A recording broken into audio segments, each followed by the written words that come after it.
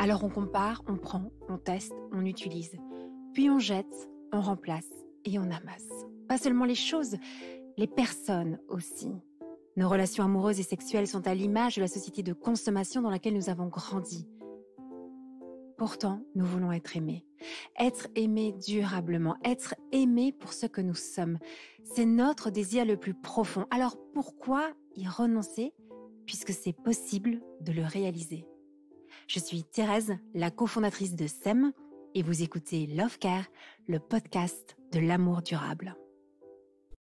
Elle aime sa famille, son mari, ses enfants, ses petits-enfants, ses frères et sœurs, et aussi les valeurs ajoutées. Elle aime la spiritualité, la psychologie, l'éducation. Elle aime chanter, jouer de la guitare, le sport, les activités manuelles. Elle aime cuisiner et aussi écouter les gens. Bonjour Chantal. Bonjour Thérèse. Je suis tellement contente de te retrouver. Je dis retrouver parce qu'on s'est rencontrées toutes les deux à New York. On a habité à New York pendant quelques années. Et d'ailleurs, déjà, quand on s'est rencontrées, c'est parce que tu commençais à opérer un changement professionnel. Tu te formais à la pédagogie Jean Montbourquette, dont tu vas nous parler. Et puis tu cherchais des personnes qui pouvaient... avec qui tu pouvais expérimenter tout ce que tu apprenais, et j'étais un cobaye. Un cobaye. Un bon cobaye.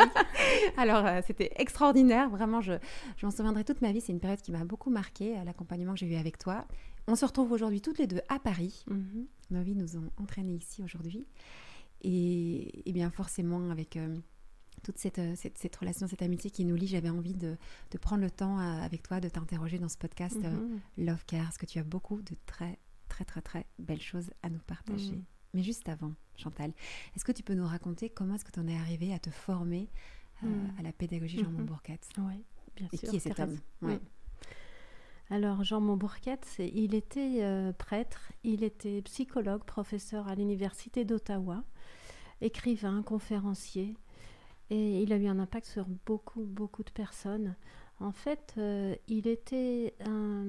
sa psychologie était attachée à la psychologie de Carl Jung, qui a développé le lien entre psychologie et spiritualité.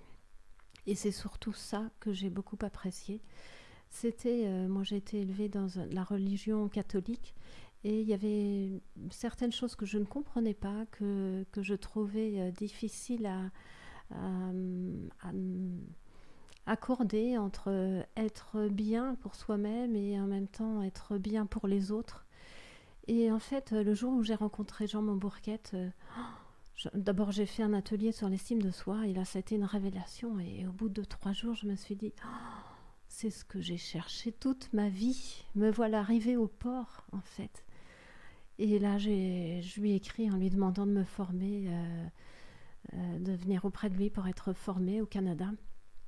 Et là, ça a été un parcours incroyable, et j'ai beaucoup changé grâce à lui, en mieux, on peut dire.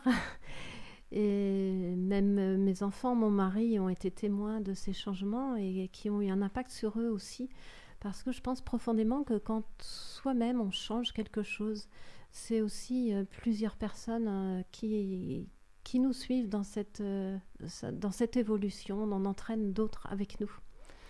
Et tu parles d'un atelier d'estime de soi, ça veut dire quoi concrètement ça, cet atelier? Qu'est-ce qui s'est passé? Et ça veut dire quoi, selon toi, l'estime de soi? Parce qu'on en parle beaucoup, mais c'est un terme qui peut être un peu galvaudé. Oui, l'estime de soi, c'est la façon dont on se perçoit. C'est comment je me vois, comment je me parle et comment je me sens avec moi-même.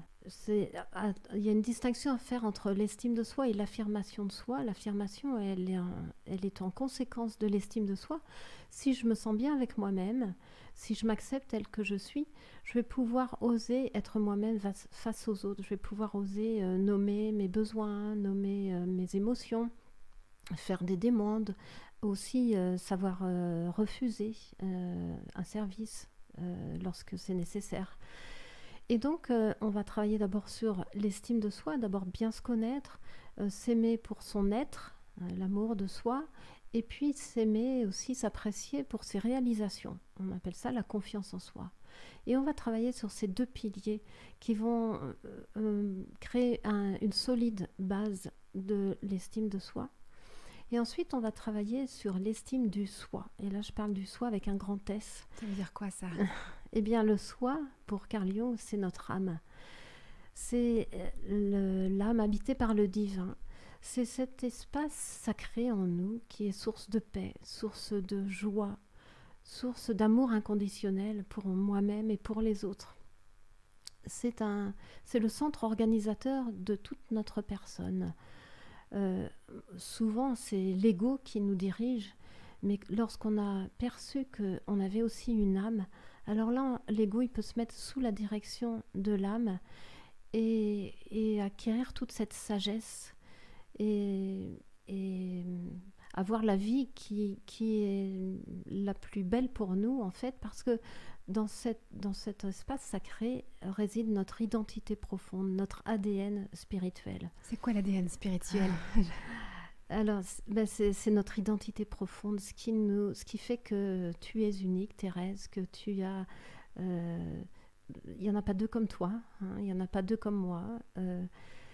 Et c'est par cette unicité, et puis aussi par les expériences qui ont marqué notre vie, souvent les expériences douloureuses, et puis aussi par toutes nos passions, tout ce qui nous fait vibrer. C'est aussi avec tout ça qu'on va aller vers sa mission de vie. Parce que pour Carl Jung et pour Jean-Mont Bourquette, on n'est pas là par hasard. On a une mission sur cette terre et c'est un appel. On est libre d'y répondre ou d'aller ailleurs. Mais sachant que si on y répond, c'est une façon de s'épanouir dans la vie. Tu crois que tout le monde a une mission de vie? Oui, certainement. En fait, si nous sommes uniques, nous ne sommes pas arrivés sur cette terre par hasard. La création n'est pas terminée et nous avons à devenir co-créateurs. Et c'est en tenant compte de qui nous sommes dans nos profondeurs, pas dans qui nous sommes pour avoir fait plaisir à papa, maman, à s'être adaptés à nos conditions de vie, mais qui nous sommes au plus profond de nous-mêmes, notre identité profonde.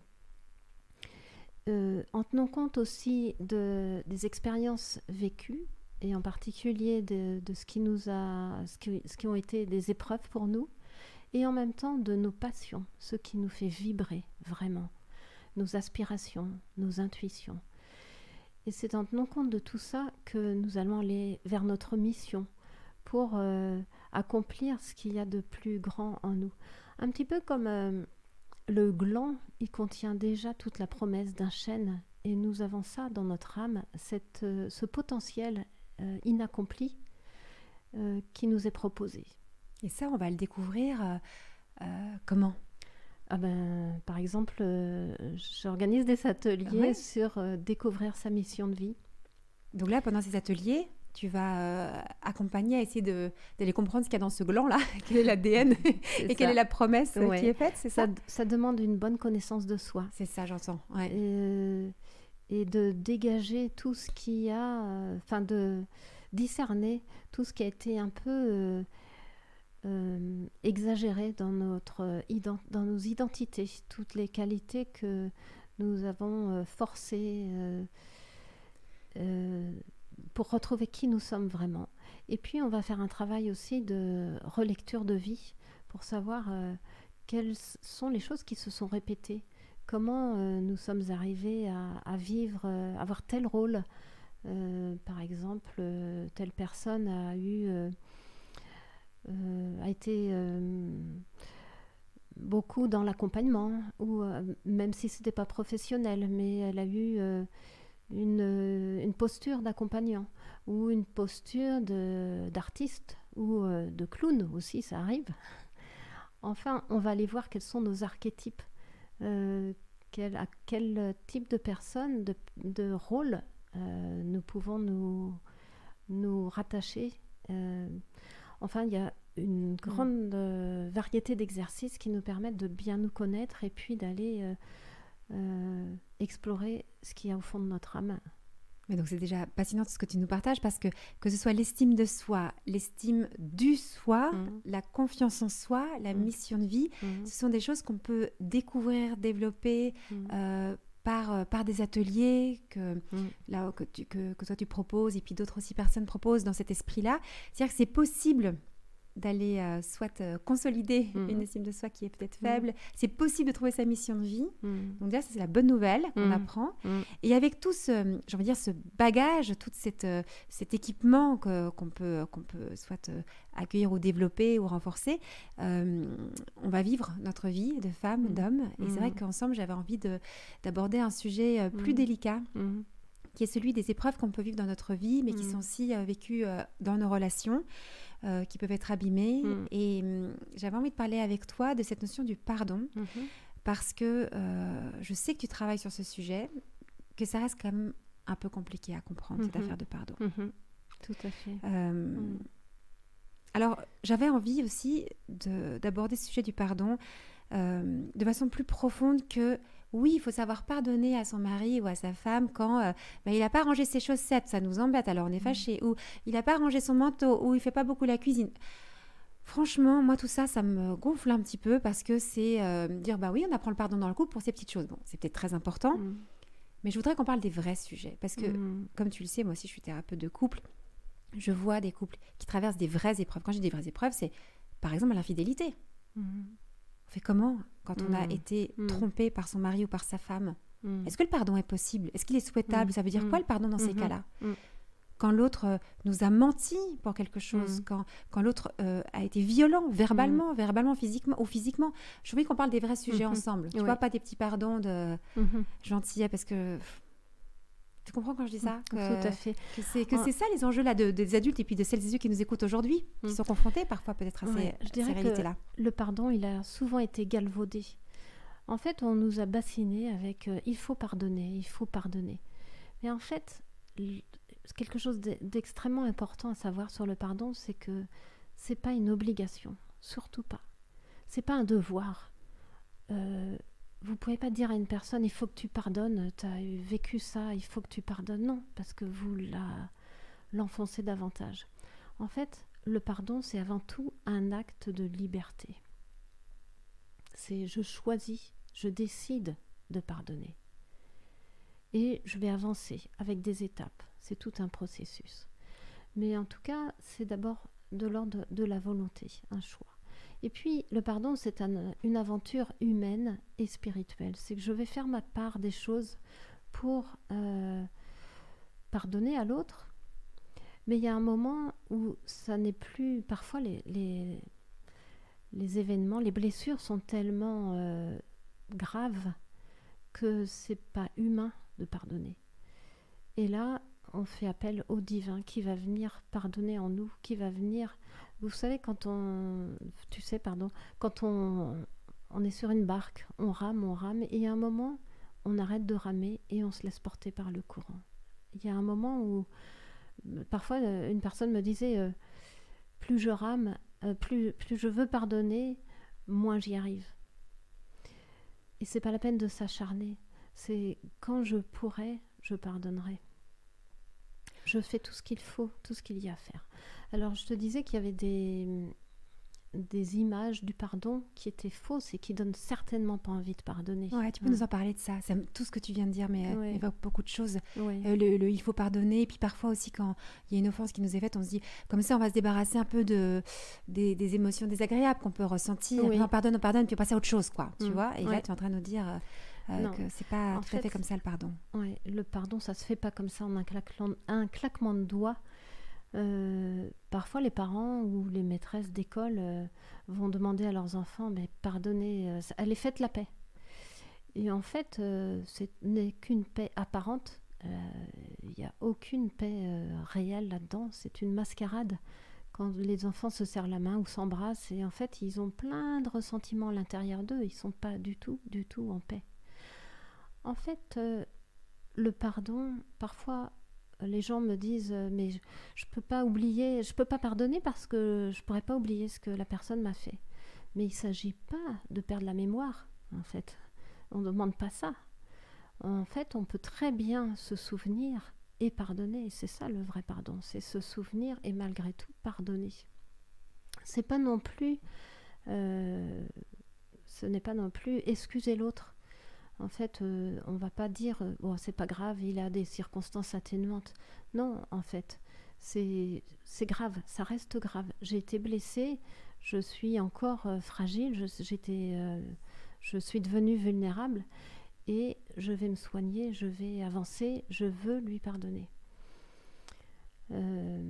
Autre conception erronée du pardon, c'est que on pourrait croire que pour pardonner, il faudrait que l'autre vienne demander pardon. Et ça, c'est très difficile de pardonner si l'autre n'admet pas son erreur ou s'il l'admet mais il reste dans sa position. Je vois beaucoup, par exemple, dans des situations d'infidélité. Oui. Par exemple, elle aurait une relation extra-conjugale, son mari le découvre, ils décident finalement de poursuivre leur chemin ensemble, mais le mari attend que sa femme reconnaisse la faute, et elle a du mal à reconnaître parce que, mine de rien, ça lui a quand même fait du bien, cette relation, ça lui a apporté des choses positives en elle, c'est pour ça qu'elle l'a vécu. Et là, le mari reste bloqué en disant, tant que tu ne regrettes pas ce que tu as fait, que tu ne me demandes pas pardon pour ce que j'ai fait, je ne peux pas avancer. Et je vois beaucoup de couples qui sont bloqués à ce stade-là. Oui. Mais je vais prendre une métaphore. Imagine que tu es blessé par un inconnu dans la rue qui te veut du mal, en passant en voiture, il te bouscule. Et tu es blessé, tu saignes. Est-ce que c'est derrière lui que tu vas courir pour qu'il te soigne? Non. Tu vas aller voir un spécialiste. Tu vas peut-être se soigner toi-même si tu connais les premiers secours, si tu sais faire. Mais en tout cas, c'est pas forcément avec la personne qui t'a blessé que tu vas vouloir te soigner. En fait, le pardon ne dépend pas de l'autre. En fait, c'est aussi important de savoir que pardonner, ce n'est pas forcément se réconcilier. C'est quoi la différence que tu fais entre se pardonner et se réconcilier? Eh bien, pour se réconcilier, il faut être deux. Il faut que les deux aient envie d'être dans la relation. Mais parfois, l'autre est malsain pour nous, il nous fait du mal, ou c'est pas une relation souhaitable. Donc, il n'y a pas de réconciliation à avoir. Par exemple, un terroriste, il n'y a aucune raison d'aller se réconcilier avec lui s'il est sûr du bienfait de son acte. Alors, donc, pour se réconcilier, il faut être deux. Pour pardonner, il suffit d'une personne. Et ça, c'est la bonne nouvelle. Ça change tout, ça. Et ça change tout. Donc, quelqu'un m'a fait du mal dans la relation. Je me suis sentie, par exemple, trahie. Et je peux moi-même pardonner, même si la personne que j'estime être mon agresseur ne m'a pas demandé pardon. Comment je fais, alors, dans ces cas-là? En fait, comment ça semble possible? Le pardon, c'est avant tout un travail pour soi-même. C'est se libérer de la souffrance occasionnée. Ça demande un retour sur soi, d'aller voir quelle est ma blessure, en quoi j'ai été blessée. Parfois les gens disent mais il m'a tué, il a fichu ma vie en l'air, mais c'est pas la réalité. La vie, elle continue, il y a d'autres choses qui restent pour la personne. C'est aller voir qu'est-ce qui était blessé en moi. Est-ce que c'est mon estime de moi? Est-ce que c'est mon honnêteté? Est-ce que c'est ma confiance dans les hommes? Est-ce que c'est ma confiance dans la vie? Qu'est-ce qui a été blessé? Pour pouvoir en prendre soin. Donc ça, c'est la première étape, de nommer ce qui a été blessé chez moi. Non, la première étape, c'est d'abord de décider. De décider de pardonner. Et puis, très important, qui accompagne, c'est aussi de faire cesser les gestes offensants. Si une personne est en couple, par exemple, avec quelqu'un qui lui fait du mal, elle n'a aucune raison de rester si c'est, par exemple, de la violence physique ou même verbale, parce qu'à ce moment-là, elle se rend complice du mal. Qu'est-ce que tu veux dire par là? Elle entretient, en restant avec la personne, elle entretient, si elle ne peut pas arriver à se faire respecter, elle entretient ce mal commis par l'autre. Et donc, dans certains cas, il est bon que la personne s'éloigne, qu'elle se mette en sûreté. Si elle est en danger, elle n'a aucune raison de rester avec la personne. Oui, parce que c'est vrai que ça peut être assez dangereux de pardonner à la personne qui nous fait du mal au quotidien. Qui va recommencer demain. Et qui va recommencer encore et encore. Et ce qui est intéressant dans ce que tu dis, c'est qu'on peut se rendre même complice ou être co-responsable de cette relation C'est qui ça. est malsaine et qui est mauvaise parce que je ne dis pas stop, quoi. Donc le pardon, mal compris, mal intégré, peut conduire à des situations complètement dramatiques. Oui. On ne pardonne pas les yeux fermés. On pardonne les yeux grands ouverts pour discerner qu'est-ce que je vis. Est-ce que c'est acceptable ou est-ce que je dois me retirer? Est-ce que cette relation a de l'avenir ou pas? Oui, donc alors, d'abord, on décide. Oui. Ensuite, de reconnaître la peine qui nous a été faite.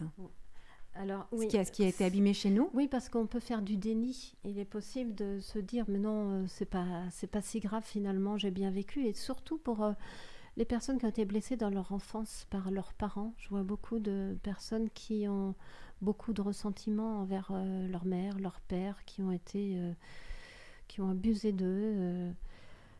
Et donc, ça demande de faire la vérité, de nommer les choses, de descendre en soi et d'y voir clair. Mais tu veux dire, d'oser dire, là, mes parents m'ont blessée. Oui, pas Ou forcément. là, je me suis sentie blessée par mes parents à cet endroit-là. On n'a pas forcément besoin d'aller s'expliquer avec la personne qui nous a blessés. Parfois, les personnes que j'accompagne écrivent une lettre à leur mère, à leur père, pas pour leur donner, pas pour la poster, mais pour eux-mêmes, pour faire ce travail de vérité. De quoi j'ai souffert? Qu'est-ce qui était ma blessure? Pour pouvoir guérir. Sinon, si on fait du déni, on ne peut pas avancer. Donc, oui, et je pense que le déni aussi, on le fait souvent pour quand on veut comprendre cette personne. Par exemple, nos parents disent, bon, ils ont quand même fait du mieux qu'ils ont pu, ma mère était quand même très courageuse sur tels aspects, etc. Donc on va excuser. C'est ça. Et on va pas vouloir nommer ce qu'on a pu ressentir. On va minimiser. C'est quand même nos parents, ils nous ont nourris en général. Ils ont été beaucoup pour nous. Sans eux, on ne serait peut-être pas là. Donc, on peut vouloir les protéger. Et en fait, il s'agit d'ouvrir les yeux, vraiment. Ok, donc étape importante, ouvrir les yeux. On pardonne les yeux ouverts. J'adore cette expression. Je la gardais bien précieusement. Ce qui va être aussi très important, c'est de pouvoir partager sa blessure. C'est-à-dire de pouvoir raconter l'histoire de sa blessure. Qu'est-ce que j'ai vécu? Et ça va permettre de libérer les émotions et d'avancer, de faire ce travail de vérité avec une personne qui va nous écouter. Pas forcément avec la personne qui nous a blessés, peut-être si c'est possible, mais sinon avec quelqu'un de proche qui va être dans le non-jugement, la bienveillance. Ok, donc besoin de raconter et d'être écouté. Oui. Et puis, une autre étape, c'est aussi d'accepter sa colère. Parce que si on veut passer à travers, en fait, elle reviendra. Si on veut l'éviter, elle reviendra, et elle reviendra, et elle reviendra. Donc, on a besoin d'entrer, de le ressentir. Ça ne veut pas dire se mettre en colère. La colère, c'est une émotion qui est instinctive. Je ressens de l'agressivité, ça ne veut pas dire que je vais agresser. On peut confondre agressivité et agression, c'est pas pareil. Je peux ressentir de l'agressivité et puis transformer cette agressivité en quelque chose de beau, la rendre féconde. Par exemple, j'ai été victime d'un attentat. Eh bien, je vais peut-être mettre mon énergie à créer un comité de soutien aux victimes d'attentats. Voilà, en fait, rendre sa blessure féconde, mais ça sera plus tard. Donc, on a aussi besoin de se pardonner à soi-même. Et ça, c'est un point important, non? Oui, parce que souvent, j'ai l'impression que ça, c'est le point le plus important, souvent. Oui, c'est crucial. En fait, on en veut à l'autre, mais on s'en veut surtout à soi-même, quoi. C'est ça. Et ce qui me surprend encore, c'est de remarquer que lorsque on est victime, on peut se mettre du côté de l'agresseur. Ce qui se passe, c'est qu'il y a un phénomène automatique, je pense que c'est pratiquement automatique, un phénomène d'identification à l'agresseur. Avant d'être blessée, je peux être en unité, je peux me sentir unifiée. Et au moment où arrive l'offense, je suis coupée en deux. une partie de moi qui est offensée et une partie de moi qui va s'identifier à l'agresseur et qui va devenir offensante. Alors offensante sur peut-être sur la personne qui m'a fait du mal, ou peut-être sur quelqu'un de plus faible, et en plus sur moi-même, sur la partie de moi qui a déjà été blessée. Et je vais reprendre les termes, les mots qu'on m'a dit. Tu es nul, tu es ceci, tu es cela. Et notre critique intérieure peut être très très virulent. Donc il va falloir faire la paix avec soi-même, retrouver cette unité et faire que ces deux parties de nous, elles se parlent et qu'elles arrivent à communier, à collaborer, à s'entendre. Et tu parles de toutes ces démarches pour arriver au pardon. Tout à l'heure, tu disais que le pardon, c'est aussi un acte de libération. Est-ce que tu peux en dire plus par rapport à ça ? Qu'est-ce que ça nous apporte de pardonner ? Quel est l'intérêt de faire tout ça ? Alors peut-être que je peux expliquer ce qui se passe si on ne pardonne pas. Ah oui, ok. Ouais, et comme ça, on verra bien ce qui se passe si on pardonne. Si je ne pardonne pas, je vais avoir l'envie de me venger. Et se venger, ça va pas faire... On peut croire que, il m'a fait ceci, je vais lui faire la même chose. On peut croire qu'on va être à égalité et que ça ira mieux, mais il n'en est rien du tout. En fait, simplement, la violence entraîne de la violence et c'est un cercle infernal, mais ça ne procure aucun bien. C'est juste une idée que ça peut faire du bien, mais on le voit bien, ça n'épuise pas l'énergie de l'agressivité. On peut aussi vivre dans le passé au lieu d'être dans le présent et dans le futur. On est toujours comme rattaché, on traîne son boulet et toute cette énergie, en fait, elle n'est pas disponible pour le présent. Nelson Mandela a dit, après avoir passé 27 ans en prison, il a dit « Le jour où j'ai franchi le seuil de la prison, je me suis dit, alors là, si tu n'arrives pas à laisser toute ton amertume et toute ta haine ici, eh bien tu resteras toute ta vie en prison. » C'est ça en fait, on va transporter avec nous toute ces énergies désagréables. Et puis, on aura aussi cette énergie, elle va nous prendre... cette haine va nous prendre beaucoup d'énergie. Et d'ailleurs, aux États-Unis, il y a des centres qui traitent les gens contre le cancer, qui acceptent les malades à condition qu'ils fassent un travail sur le pardon. Parce qu'ils savent bien qu'en se libérant de ces blessures, la personne va aussi retrouver de l'optimisme, de la positivité, et qu'elle va favoriser sa guérison. Oui, donc il y a un impact sur le corps aussi de ces pardons qui ne sont pas, donnés. On peut somatiser tout ça. Ouais. Et si je pardonne maintenant Alors, j'aime beaucoup une image d'Olivier Clerc qui travaille beaucoup sur le pardon, qui crée des cercles de pardon et qui dit en fait, le pardon, c'est comme une douche du cœur. Je vais nettoyer, je vais purifier mon cœur et je vais me libérer. Une autre image, je ne sais plus quel est l'auteur, mais c'est... se pardonner, c'est libérer un prisonnier de ses chaînes et se rendre compte que le prisonnier, c'était soi-même. C'est vraiment une libération. Quand j'arrive à pardonner à une personne, je me libère. Alors, on a souvent proposé le pardon comme tu vas faire du bien à l'autre, mais c'est avant tout, je fais du bien à moi-même. Et là, j'entends dans ce que tu viens de nous partager, Chantal, que c'est ça le changement de perspective. C'est pas tu vas pardonner parce qu'il faut faire ça pour l'autre et que c'est ça qui est bien moralement de faire et comme une sorte de devoir, comme tu disais très bien, il faut pardonner. Mais je le fais pour moi, pour gagner en liberté intérieure. Parce que l'agressivité que je vais ressentir, la violence, elle va m'abîmer moi. En fait, c'est pour moi-même en fait que je le fais. C'est vrai que ça change. C'est avant tout. Ouais. Ouais.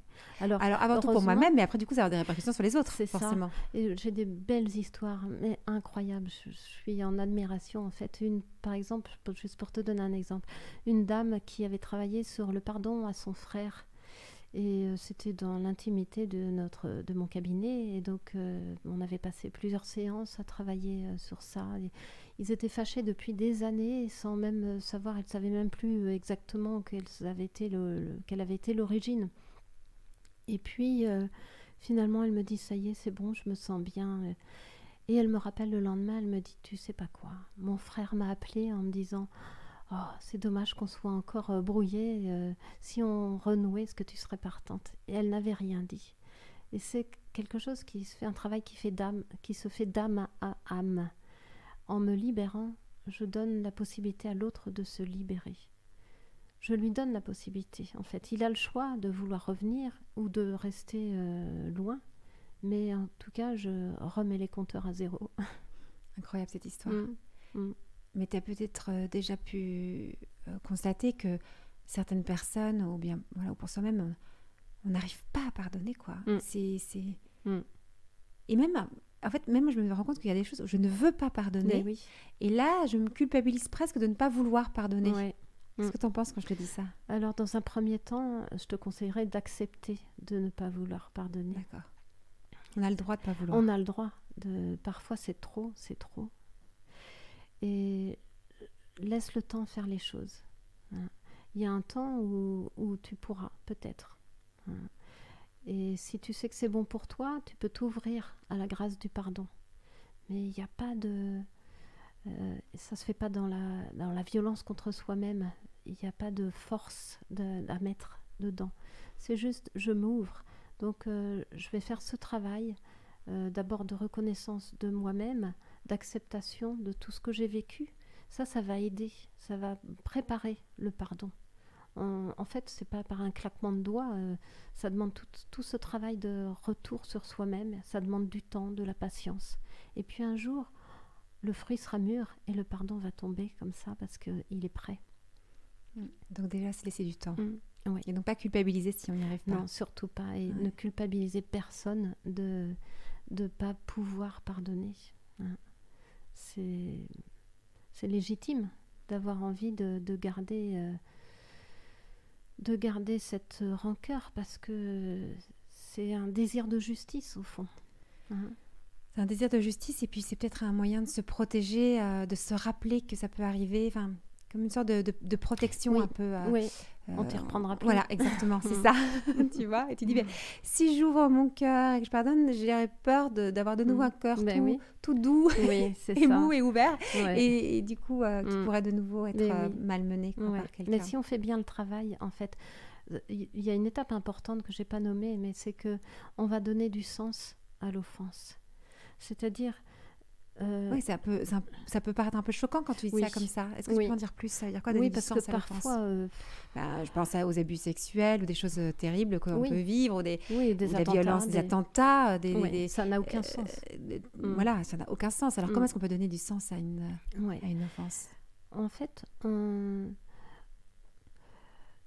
pour donner du sens à l'offense, on va se poser la question, qu'est-ce que j'ai appris de cet événement?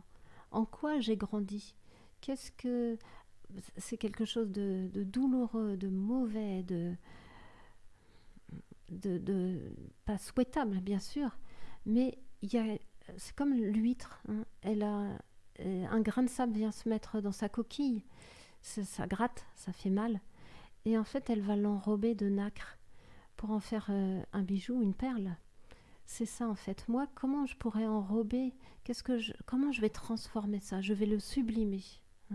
Au lieu de le répéter, parce que le danger c'est j'étais abandonnée, je vais être encore abandonnée, ou alors je vais moi-même abandonner, ce qui sera le plus sûr moyen de ne pas être abandonnée. Donc ou bien je le rejoue, ou bien je le refoule, ou alors je le sublime et je transforme ça en quelque chose de beau. Et c'est là que nous sommes co-créateurs. Et donc je vais me soigner moi-même et en même temps je vais soigner beaucoup d'autres. C'est une belle promesse, ça aussi, de se soigner soi-même et puis soigner beaucoup d'autres. Cette image de la perle. Merci, Chantal. Vraiment, j'adore t'écouter. Là, je suis comme une petite enfant. J'écoute, je bois du petit lait, mais parce que ça me parle, puis ça évoque plein de choses dans ma propre vie aussi. C'est très concret, ce dont tu parles. Alors, je te demande de me pardonner parce que je n'ai pas nommé les étapes dans le bon ordre et je ne les ai pas toutes nommées, mais ça serait peut-être un peu long. Jean Montbourquette, il a nommé 12 étapes. On pourrait les réduire en 9 si on veut les grouper. Mais en tout cas, c'est un long processus et qui se fait pas à pas et qui se fait avec naturel. Donc moi, je fais beaucoup confiance à ce qu'il nous propose pour moi-même et pour accompagner les autres. Tu dis accompagner les autres. Est-ce que quand on sent qu'on a quelque chose de lourd qu'on porte au fond de nous, qu'on sent tout doucement le désir de se libérer de ce poids, tu accompagnes, toi, à se libérer et à faire ces démarches de pardon? Parce que tu dis qu'il y a des étapes. Oui, d'accord. Donc on peut aller demander à quelqu'un de se faire accompagner comme toi. Je le fais en individuel et également aussi en atelier, donc un groupe. Et c'est très beau de le faire en atelier parce que les autres nous font avancer. En fait, on écoute et puis tout d'un coup on comprend quelque chose sur nous qui était pas encore, qui était confus, et tout d'un coup ça s'éclaire et on avance encore plus vite. Mais je trouve que c'est très important ce que tu partages là, que le fait que ça mette du temps, qu'il y ait des étapes, parce que ça change complètement notre conception du pardon, on s'est fait du mal dans la relation, allez vite, on pardonne. C'est pas du tout de ça dont il s'agit. Et ce qu'on retient déjà, c'est que quand on voit quelque chose de lourd, on peut aussi se faire accompagner pour ça. On ne peut pas être seul avec sa peine. Parce que parfois, c'est très lourd. Très lourd. Et tu l'as même dit, à un moment, il faut raconter l'histoire. Donc ça veut dire quand même, dans la relation, c'est comme si... Moi, ce que je retiens dans ce que tu me partages, c'est qu'on est blessé dans le lien, mais aussi on se répare dans le lien aussi avec quelqu'un. Le fait d'être écouté, d'être accompagné, va nous permettre de nous réparer. Donc c'est une bonne nouvelle quand même qui nous arrive. Vraiment, Chantal, merci infiniment. Moi, je pourrais passer des heures et des heures à t'écouter. Je peux dire juste une chose? Oui, c'est ça que j'allais te dire. S'il y avait une chose que tu vas absolument partager au monde là, je dis au monde, à toutes celles et ceux qui nous écoutent. Mais il y a beaucoup de choses parce que le pardon, je crois que c'est mon sujet favori. Parce que c'est grandiose. En fait, le pardon, c'est une surabondance d'amour, un surcroît d'amour. C'est de l'amour en abondance. Et ça paraît impossible. Et pourtant, on en voit des gens qui pardonnent et qui ont des vies fécondes. Donc, c'est vraiment quelque chose que j'encourage. Je ne sais pas si moi, je serai toujours en capacité de pardonner. Je ne sais pas ce que me prédit l'avenir, mais j'aimerais en tout cas pouvoir pardonner. Et puis, mais surtout, ce que je voulais dire aussi, c'est que là, on parle de nous en tant que victimes. On nous a fait du mal, on nous a fait du mal. Mais est-ce qu'on a pensé que nous aussi, on a fait du mal? Certainement, forcément, intentionnellement ou inconsciemment. Et puis, il y a aussi un autre processus, c'est demander pardon sans s'humilier. Mais ça, c'est un autre chapitre. C'est un autre chapitre qu'on aimerait bien ouvrir. Oui. Alors, on va garder ça pour une prochaine fois. On garde ça, Chantal, une prochaine fois. Demander pardon sans s'humilier, parce que nous aussi, on peut évidemment blesser l'autre. Et des relations, s'il n'y a pas de pardon, elles ne sont pas durables. Ou alors elles sont durables parce qu'on les maintient, mais elles ne sont pas satisfaisantes. Et nous, ce qu'on veut, c'est des relations qui soient à la fois durables et satisfaisantes. Et ça, c'est possible. Mais ça demande d'aborder les blessures, les pardons. Voilà. Merci Chantal. Merci infiniment. Et je te remercie pour tout ce que tu viens de nous partager, mais je te remercie aussi d'avoir toi-même fait tout ce chemin, ce parcours de femme que tu as eu, après aussi avoir élevé ta famille nombreuse, et puis toute cette découverte quand tu étais à New York, de toute cette approche, de t'être formée et de transmettre aux autres. Merci pour cette vie de femme donnée à semer cette bonne nouvelle que tu nous partages aujourd'hui. Merci beaucoup. C'est une grande joie pour moi. Et vraiment à suivre parce qu'il y a encore beaucoup à comprendre de tout ça. J'ai l'impression avec toi là, pendant cette demi-heure, d'avoir un peu ouvert une porte en fait c'est pas tout à fait ce que j'avais compris et j'ai envie d'en savoir plus. Oui. Donc déjà on peut te retrouver dans tes stages, tes accompagnements. Et puis certainement, avec Sam, on va préparer des choses avec toi. Je te remercie beaucoup, Chantal. Merci à toi, Thérèse. Au revoir. Au revoir.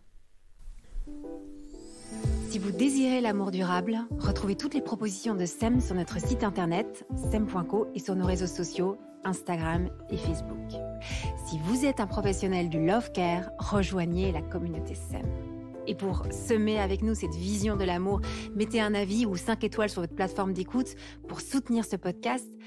Venez signer notre manifesto et surtout, parlez de SEM autour de vous. Parlez-en à vos amis, à vos familles, à vos collègues qui ont tant besoin d'être outillés et accompagnés pour vivre leur désir le plus profond, aimer et être aimé durablement.